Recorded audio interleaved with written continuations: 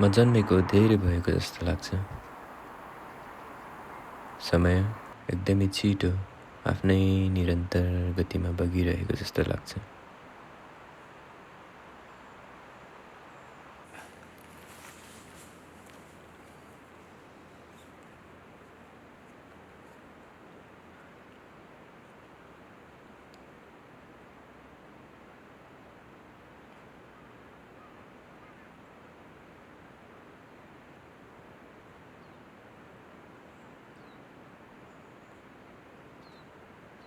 जिन्दगीको बारेमा धेरै सोच्दछु।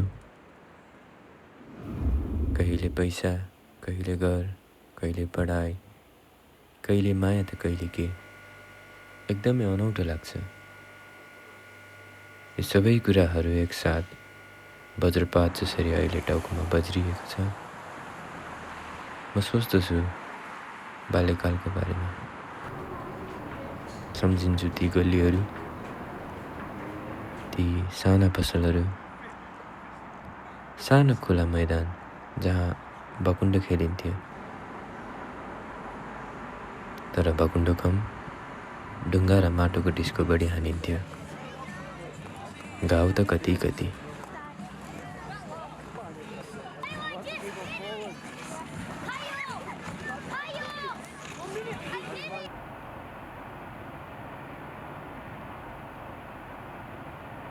अझै पनि आमाले नुहाइदिएको, पढाइदिएको र खुवाइदिएको झलझली याद आउँछ। ओछ्यानको त्यो निन्द्रा अझै पनि याद आउँछ। ओछ्यानमै सुसु गरेर त्यसकै तातोमा मस्तै निदाइदिएको अझै याद आउँछ। र यो सँगै याद आउँछ आमाको हात समातेर मानिसहरूको भिडसँग हिँडेको। डर र उत्साह थियो, मेलामा जस्तै भिड थियो। सोचे मेलामा छु म। कराउँदै थिए मान्छेहरू र एक्कासी भिड उल्टो दिशामा फर्कियो। मानिसहरू एकाएक कराउन थाले र धकेल्दै कुद्न थाले। म पनि कुदेँ। आमालाई देखिनँ मैले त्यो बेला भिडको लहरमा एउटा पसलमा छिरेँ।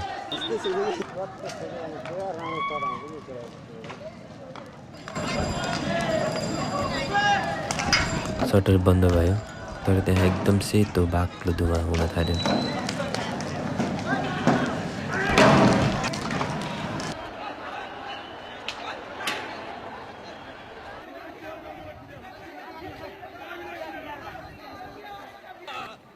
तानाशाही मुर्दाबाद!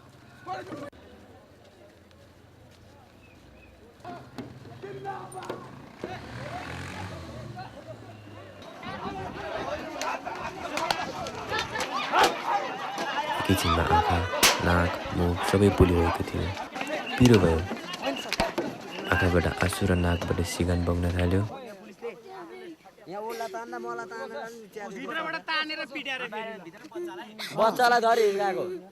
आफू रोएको मात्रै सुने, चिच्याएर सबै धमिलो थियो। त्यसपछि केही याद छैन।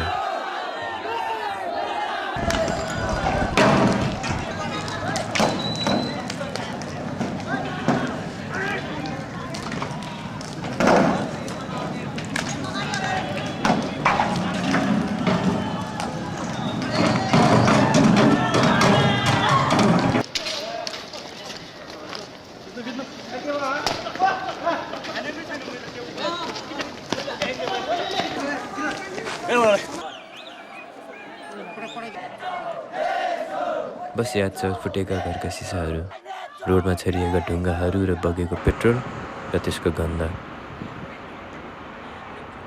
बुझेको थिएन त्यति बेला के भएको भनेर। पछि थाहा पाएँ, आन्दोलनमा पो हिँडेको रहेछु। पहिलो जनआन्दोलनमा जन्मिएको थिएन म।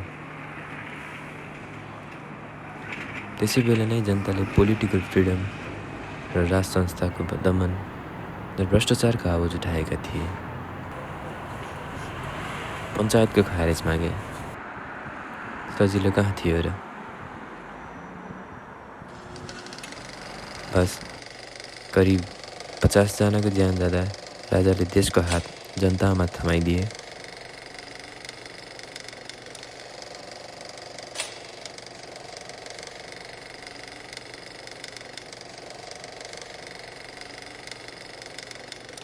कङ्क्रिट र फलामले बनेको बर्लिनको भित्ता भत्किँदा सायद डर र मौनताले थामिएको भित्ता नेपालमा पनि भत्कियो।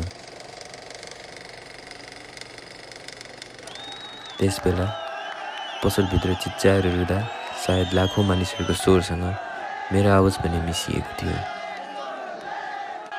रिस थियो जनतामा। राजाले संसद भङ्ग गरेर सम्पूर्ण सत्ता आफ्नै हातमा लिँदा 19 दिनसम्म लडे दमन विरुद्ध। अन्त्यमा राजतन्त्र टुट्यो र देश लोकतन्त्रमा धकेलियो। सरकार र विद्रोही माओवादी बीच व्यापक शान्ति सम्झौता भयो र दशकभर देशलाई पोलिरहेको द्वन्द्वको दियोलाई निभायो। सायद यो इतिहास कम केवल विद्रोह र आशाको सम्झना हो।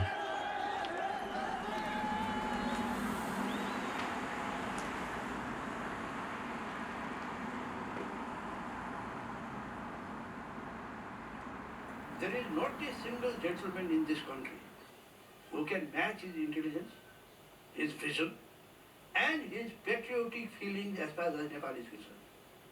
Major General Bharat Simha is honorary aide-de-camp to the king. His house full of photographs of he and his family with Gyanendra. And this is with the present king now. He regards the protest as a conspiracy by the Maoists and India. His views reflecting the deep contempt with which the palace holds the... अहिले घरभन्दा धेरै टाढा छु, स्कटल्यान्डमा पढ्न र नयाँ जिन्दगीका लागि। फरक छु अहिले म। साना साना पलहरूमा रमाउन खोजिरहेछु यहाँ।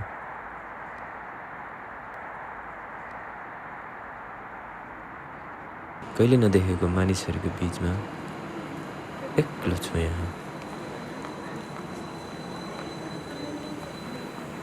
यहाँ एउटा चिल्ड्रेन पार्क छ, एकदम राम्रो लाग्छ। केही नगर्दा यहीँ आउँछु धेरै जसो।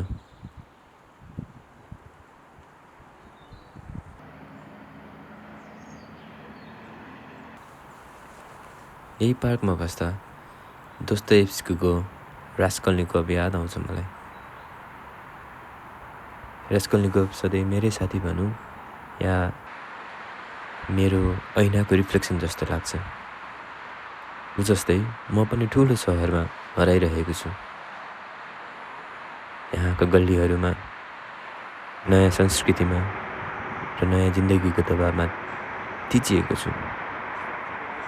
उ जस्तै म इन्भिजिबल छु।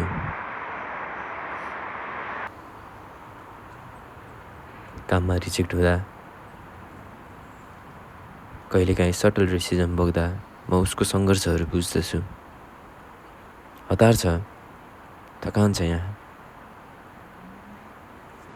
लाग्छ सफलता होइन, सर्भाइभल नै मुख्य लक्ष्य भएको छ। ऊ जस्तै आदर्शवादी छु, तर म भित्र एउटा अँध्यारो भाग पनि छ।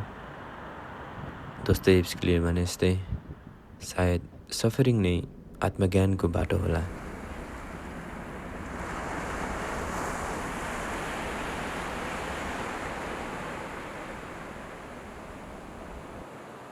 एकदमै चिसो छ यहाँ। यही चिसोमा पनि मानिसहरूले बाँच्न सिकेका छन्। क्रिसमसको महिना छ। एकछिन भए पनि आफ्ना दैनिकी बारलाई बिर्सन पाएका छन्। साथी र परिवारसँग भएका छन्। यही चिसोमा जेन्जी प्रोटेस्टको राप महसुस गर्छु। पहिले जस्तो थिएन यो आन्दोलन। जेन्जीले फोन र सामाजिक सञ्जालमा मात्र बोलेन, उनीहरूले जनतामध्ये गहिरोसम्म फैलिएको यो देश यस्तै हो, सतीले सरापेको देश हो, केही हुने यहाँ भन्ने पुरानो फ्याटलिस्टिक आइडियालाई पनि जराइदिए। उनीहरूले बुझाए यो देश बिग्रिएको होइन, बस एक सिस्टमेटिक एरर हो र त्यो कुरा आफ्नो बुवा आमालाई पनि बुझाए।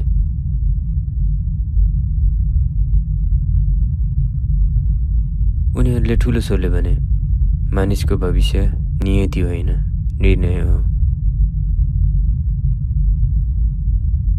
यो आगो, यो धुवाँ र यो आवाज के परिवर्तनको सङ्केत हो या हिंसा र प्रतिरोधको दियोलाई क्षणभरको लागि मात्र उज्यालो पार्न थपिएको तेल?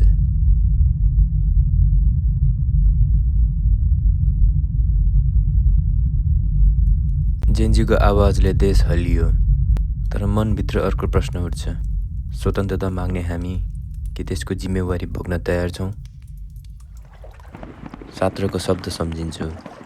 Man is condemned to be free because once thrown into the world, he is responsible for everything he does. It is up to you to give life a meaning. कहिलेकाहीँ लाग्छ यो स्वतन्त्रता नै सबैभन्दा ठुलो भार हो। रास्कलको बाजा बाँचिरहेको भए म उसलाई एउटा सामान्य प्रश्न मात्र सोध्थेँ होला, तिमी ठिक छौ?